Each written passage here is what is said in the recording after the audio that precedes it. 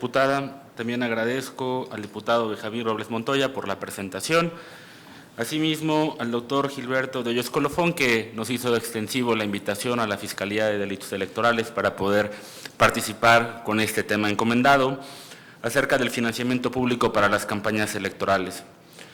Considero que es un debate coyuntural que surge por la inquietud sobre la necesidad de dos puntos fundamentales. Uno, reducir el monto de los recursos públicos que se destinan a institutos políticos.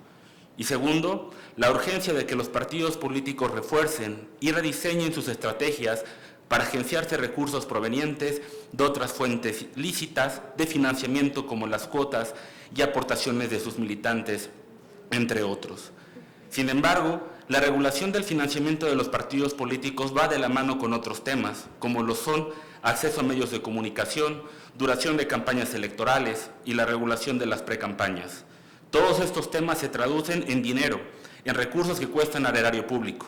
Por tanto, una reforma a la regulación del financiamiento de partidos políticos significará una reforma de carácter más integral, como en este caso, involucrando los temas aquí mencionados, ya que todos se encuentran estrechamente vinculados. El financiamiento de los partidos políticos y de los organismos electorales, principalmente, en mi punto de vista, son dos propuestas.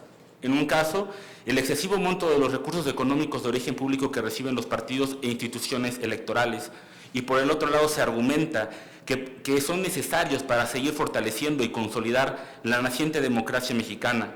Es necesario otorgar esos recursos suficientes a los partidos como instituciones esenciales de todo régimen democrático. Este debate ha sido generado por tres razones principales. Primero, y recalco, por el monto de financiamiento que reciben los partidos con registro nacional, que actualmente son 7. Segundo, por la situación de precariedad económica global en la que se encuentra también el país. Y tercero, por los escándalos financieros generados por los partidos políticos. Algunos de los pros acerca del financiamiento privado, ¿cuáles son? Recaudar fondos les permite afianzar sus puentes de contacto a la sociedad y que es derecho de los ciudadanos dar su respaldo a un partido, no solo a través del voto, sino de sus aportaciones. Que los recursos provenientes de fuentes privadas, los partidos políticos se verían obligados a rendir cuentas aún más claras y oportunas a la sociedad, eficientar su gasto. Tendrían además que esforzarse por crear redes de simpatizantes y reclutar nuevos miembros que les aporten recursos para su sostenimiento. Lo que considero los contras de un financiamiento privado a campañas electorales serán los recursos privados desequilibran las condiciones de la competencia y que en el extremo exista la injerencia de determinados grupos de interés que puedan erosionar el propio circuito partidista, sin mencionar también los recursos de proveniencia ilícita. El principal objetivo de esta reforma es garantizar que los partidos políticos cuenten con recursos cuyo origen sea lícito, claro y conocido por ellos mismos y la ciudadanía. Se debe de preservar los tres propósitos fundamentales del financiamiento público. El primero, acotar el financiamiento privado.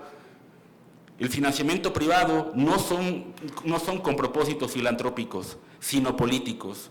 El segundo, el de transparencia de recursos y la rendición de cuentas. Y el tercero es establecer el piso mínimo de equidad entre los partidos políticos. Mis compañeros que me antecedieron ponentes hablaban acerca de nuestra experiencia en los delitos electorales.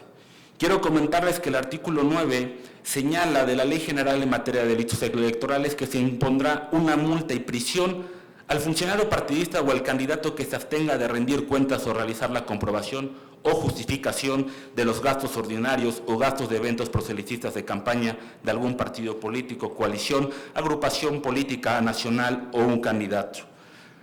Considero que existen tres elementos en este tipo penal. Primero, la calidad activa del sujeto, que solamente lo puede realizar un funcionario partidista o un candidato. El segundo, la abstención de rendir las cuentas o de realizar la comprobación o justificación de los gastos ordinarios o gastos de eventos proselitistas en campaña. El tercero, a mi apreciación, es una limitante, porque señala que solamente va a aplicar este tipo penal una vez que se hubiese sido legalmente requerido dentro del ámbito de sus facultades. La Ley General de Instituciones y Procesos Electorales ya señala un periodo establecido para el cumplimiento de esta obligación. Pero ese tipo penal también señala que si no es requerido legalmente no tienen la obligación o no se encuadran en este tipo penal. ¿Cuáles son las propuestas respecto a este artículo? Es fortalecer a la autoridad competentes en temas de fiscalización. ¿Por qué es este punto? Porque principalmente nos encontramos que son la autoridad de fiscalización la que nos entrega los elementos para poder encuadrar este tipo. Dotar de mayores elementos a las fiscalías electorales para acreditar el tipo penal y que se contemple como una conducta que prevea la prisión preventiva oficiosa. Actualmente la Ley General en materia de delitos electorales solo contempla un tipo penal que prevé la prisión preventiva oficiosa. Respecto al financiamiento público para las campañas electorales, quisiera hacer unas diferencias o unos puntos relacionados al mismo. Es unos temas de fórmulas de aplicación, que es esencialmente lo que considero que cambia fundamentalmente.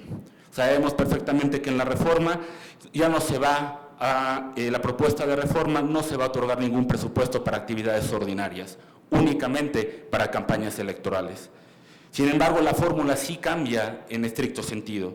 Actualmente se calculan actividades ordinarias y el 50% de esas actividades ordinarias se van destinadas a las campañas electorales, cuando se elige presidente de la República, senadores y diputados.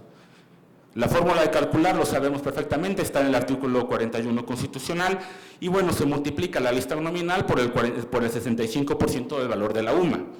Pero en la propuesta de la reforma únicamente se va a multiplicar la lista nominal por el 100% del valor de la UMA.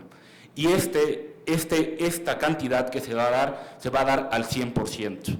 Es decir, si nosotros hacemos o calculamos esta suma para campañas electorales, estaría aumentando arriba de un 300%. Para campañas intermedias, actualmente se multiplica de igual manera las actividades ordinarias por solamente el 36%, se va a calcular y se les va a dar el 35% para campañas electorales. Si actualmente aplicamos la misma fórmula que se está proponiendo en la reforma, se va a calcular el valor de la UMA por el 65% del valor de la UMA por la lista nominal. ¿Esto qué quiere decir? Que se incrementa en más de un 250% el presupuesto para campañas electorales. Concluyo, si lo que se propone es que haya una reducción en el gasto de campañas, en la propuesta de esta reforma, conforme a las fórmulas que se proponen, no es así. Lo que se estima es que se debe proponer es lograr un sano balance y un ajuste del presupuesto que reciben los partidos, de tal forma que se aduzca a las realidades económicas del país. Con menos recursos de origen público para los partidos políticos, se pueden esperar un uso más racional de estos recursos y que el nivel de confianza ciudadana en estas instituciones pueda aumentar, mejorando a su vez la confianza de los mexicanos en su democracia, en la medida que los partidos políticos son instituciones básicas de todo sistema democrático. Les agradezco mucho. Muchísimas gracias, maestro Rodrigo Segura. Ahora le vamos a dar la palabra previa presentación